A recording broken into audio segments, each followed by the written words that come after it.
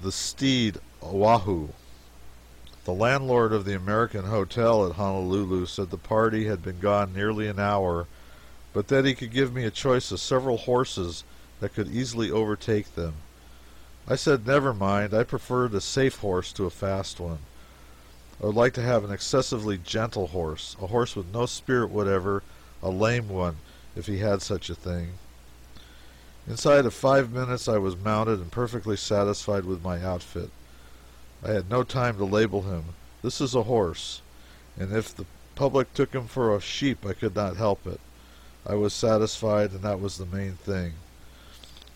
I could see that he had many fine points as any man's horse, and I just hung my hat on one of them behind the saddle and swabbed the perspiration from my face and started.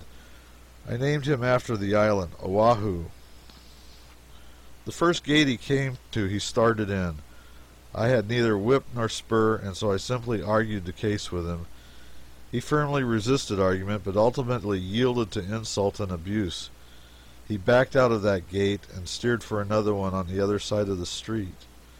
I triumphed by my former process, and within the next 600 yards he crossed the street 14 times and attempted 13 gates, and in the meantime the tropical sun was beating down and threatening to cave the top of my head in.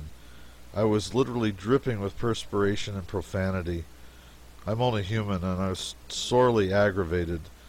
I shall behave better next time. He quit the gate business after that and went along peaceably enough, but absorbed in meditation. I noticed this latter circumstance, and it soon began to fill me with the gravest apprehension. I said to myself, this malign brute is planning some new outrage, some fresh deviltry or other. No horse ever thought over a subject so profoundly as this one is doing, just for nothing. The more this preyed upon my mind, the more uneasy I became, until at last the suspense became unbearable, and I dismounted to see if there was anything wild in his eye.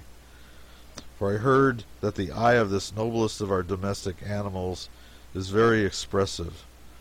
I cannot describe what a load of anxiety was lifted from my mind when I found that he was only asleep. I woke him up and started him into a faster walk, and then the inborn villainy of his nature came out again, and he tried to climb over a stone wall 5 or 6 feet high.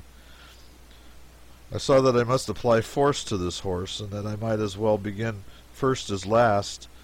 I plucked a stout switch from a tamarind tree, and the moment he saw it he gave in. He broke into a convulsive sort of a canter, which had 3 short steps in it and 1 long one, and reminded me alternately of the clattering shake of the great earthquake and the sweeping plunging of the Ajax in a storm.